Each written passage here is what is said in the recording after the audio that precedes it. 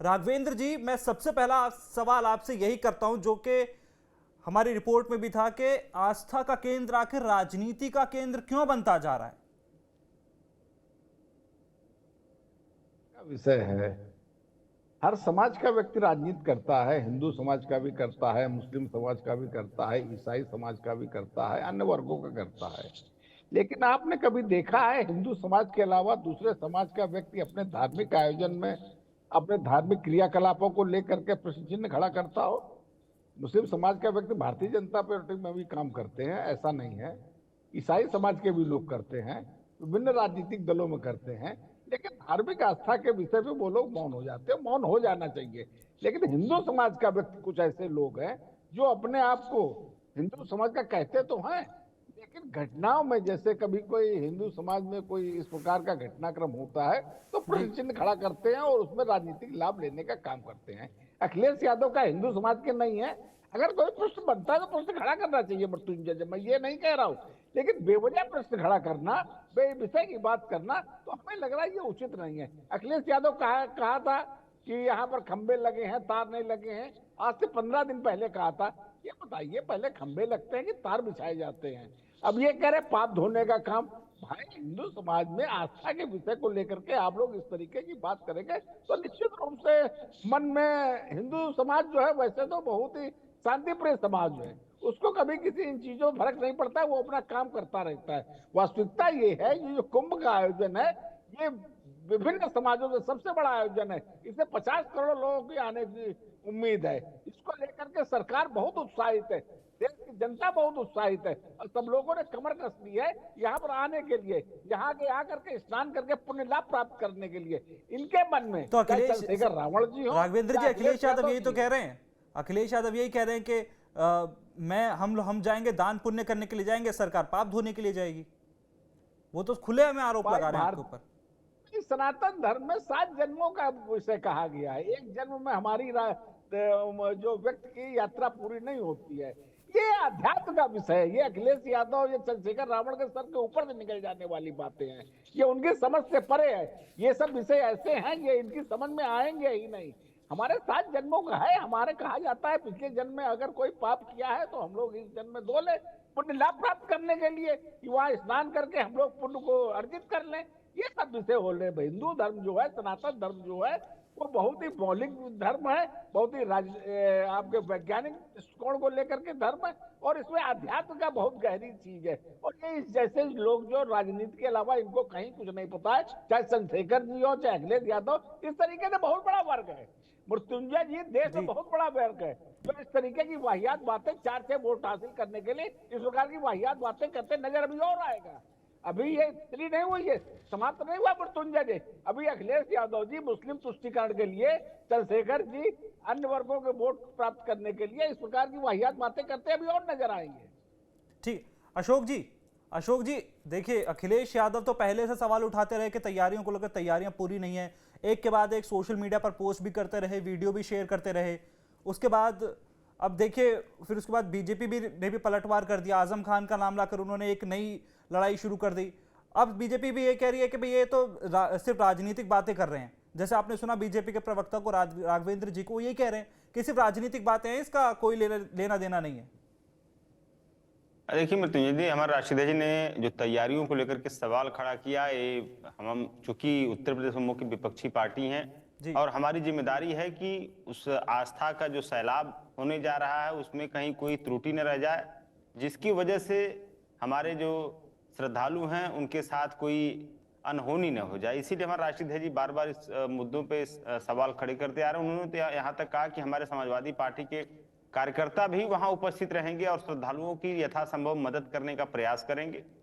तो ये एक अच्छा मतलब साइन एंड सिम्टम है हमारी पार्टी की तरफ से। दूसरी बात, आप देखिए, कुंभ जो है आज से तो लग नहीं रहा, सैकड़ों सालों से लग रहा है और सैकड़ों सालों, हजारों सालों तक लगता रहेगा। लेकिन आज तक इतिहास में उठा के देख लीजिए, जब से कुंभ लग रहा है तब से लेकर आज तक इतनी राजनीति कभी कुंभ पे नहीं, कभी नहीं हुई। हमारी सरकार में भी महाकुंभ का आयोजन हुआ था, कोई राजनीति नहीं हुई। लेकिन इस कुंभ में, महाकुंभ में क्यों इतनी राजनीति हो रही? आप अगर इसका सवाल का जवाब खोजने की कोशिश करेंगे, आप अगर कुंभ में लगने वाले पोस्टरों की आप पड़ताल करना चाहेंगे जो नफरती पोस्टर, जो बटेंगे कटेंगे की तर्ज पर कई पोस्टर लगाए जी। गए, तमाम बयानात आप अगर सुन लीजिए कि इसमें फलाने की एंट्री नहीं होगी, इसमें इनकी एंट्री नहीं होगी, ये है वो है, दुनिया भर की बातें। आपको यही लगेगा कि ये प्रायोजित कार्यक्रम किया जा रहा है सत्ताधारी दल के द्वारा, क्योंकि इनका कोई भी धार्मिक आयोजन आप देख लीजिए उठा करके बिना राजनीति के सफल ही नहीं होता है। आप राम मंदिर का मामला देख लीजिए, तमाम बातें हुई और सीएजी की रिपोर्ट तक आई उसमें कि वहां पे अनड्यू बेनिफिट कॉन्ट्रैक्टर्स को दिया गया, वहां पे जमीनों की लूट की रिपोर्ट है और भी ऑथेंटिक रिपोर्ट है, कोई फर्जी रिपोर्ट है नहीं। तो देखिए, मेरे कहने का मतलब है कि जो भी इस तरह के धार्मिक आयोजन होते हैं, सत्ताधारी दल उसमें पॉलिटिकल और इकोनॉमिकल गेन खोजता है, सिर्फ उसका उद्देश्य होता है पॉलिटिकल और इकोनॉमिकल लाभ अर्जित करना। और इसीलिए हम लोग मतलब चिंतित हैं कि कहीं ये महाकुंभ भी इसी तरह की भारतीय जनता पार्टी की नफरती सोच का शिकार न हो जाए, इसलिए हम लोग लगातार इस पर अपनी नजर गड़ाए हुए हैं। दूसरी बात आप देखिए, जो हमारे राष्ट्रीय ध्वज ने कहा कि जो लोग पाप किए हैं उसको जाके कम से कम धुल लें, तो ये बात किसी से छुपी है क्या? आप अगर 2014 से लेकर के मोदी जी की सरकार का आप उठा के देख लीजिए या योगी जी की सरकार को 2017 से उठा के देख लीजिए, आपको दर्जनों ऐसे काम मिलेंगे जो कि जनहित के खिलाफ हैं। आप अगर किसानों का मुद्दा उठा के देख लीजिए, 700 से ज्यादा किसान सिर्फ मोदी सरकार के 3 काले कानूनों के खिलाफ संघर्ष करने में उन्होंने अपनी जानें गंवा दी। आप इससे इतना बड़ा विभत्स हत्याकांड आपने किसी दूसरे देश में नहीं देखा होगा कि किसान एक आंदोलन को लेकर के 700 लोगों की जान चली जाए। आपने नहीं देखा होगा कि मोदी सरकार के कैबिनेट मंत्री का लड़का किसानों पे थार चढ़ा दिया। आपने कभी नहीं देखा होगा कि हमारे देश के जो नौजवान हैं, जो आज तक कभी इतिहास में नहीं हुआ, उनको 4 साल के ठेका पर रख दिया गया नौकरी में, सेना में अग्निवीर बना दिया गया उनको। आपने कभी नहीं देखा होगा कि नीट का इतने बड़े पैमाने पर पेपर लीक कराया गया हो और उसमें एक सेंटर से 5-5 लोग टॉपर निकल रहे हों, टॉपर की लिस्ट में 50 के लगभग आ गए हो। कभी ऐसा देखा था आपने? नहीं देखा था। छात्रों के साथ, नौजवानों के साथ, किसानों के साथ, पहलवानों के साथ, और न जाने यहाँ उत्तर प्रदेश में अगर योगी सरकार के देख लीजिए तो 69,000 शिक्षक भर्ती वाला कांड देख लीजिए, 19,000 पिछड़े दलितों का आरक्षण लूट लिया। इसके अलावा योगी सरकार में भी उसी तरह पेपर लीक को अंजाम दिया गया। जो पेपर लीक कराने वाला गिरोह है, आज योगी सरकार के 7 विधायक और उस विधायक के जो सुहेल देव भारती पार्टी समाज पार्टी के विधायक, वो सब लोग सत्ता का सुख ले रहे हैं। तो ये जितने पाप हैं, ये पाप पीडीए के खिलाफ हैं, ये पाप छात्रों के खिलाफ हैं, नौजवानों के खिलाफ हैं। आप आरओ की भर्तियां उठा के देख लीजिए 2020-21 में हर 5वां व्यक्ति भाजपा के मंत्री का या तो अधिकारियों का रिश्तेदार उसमें। ये तो मतलब ऑडिट में आया है, ये तो लिखा पढ़ी में है। इसके खिलाफ हाईकोर्ट में गए हम लोग, तो इस हाईकोर्ट में गए थे, हाईकोर्ट ने आदेश दिया, हाईकोर्ट के आदेश के सुप्रीम कोर्ट में गए।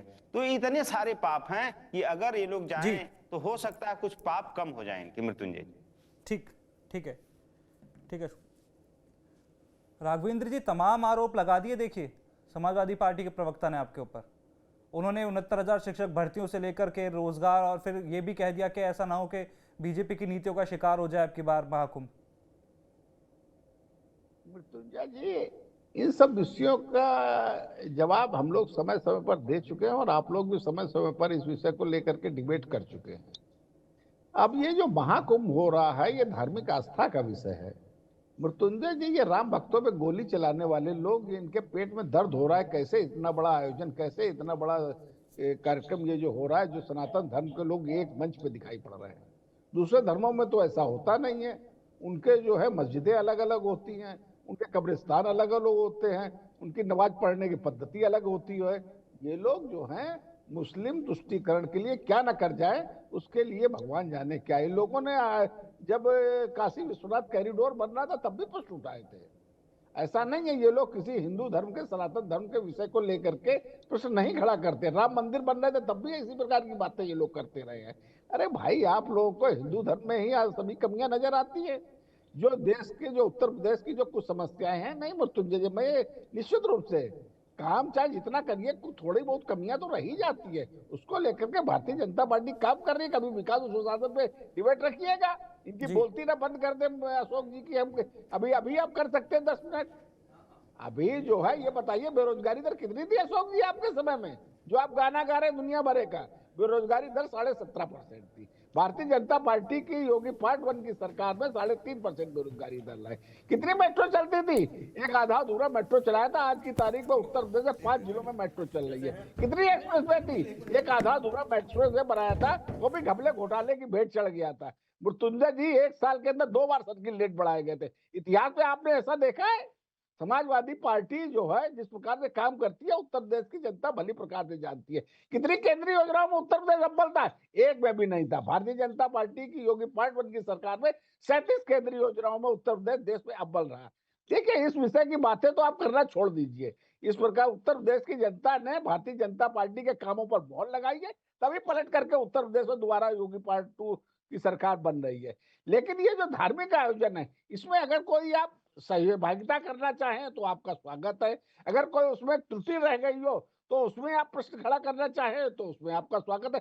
लेकिन बेवजह छिंद्रान्वेषण करना, बेवजह विरोध करना, बेवजह बातें करना कि योगी जी ने ये किया, मोदी जी ने ये किया, इस प्रकार से काम नहीं चलता। ना तो विरोध करना सीखिए आप लोग।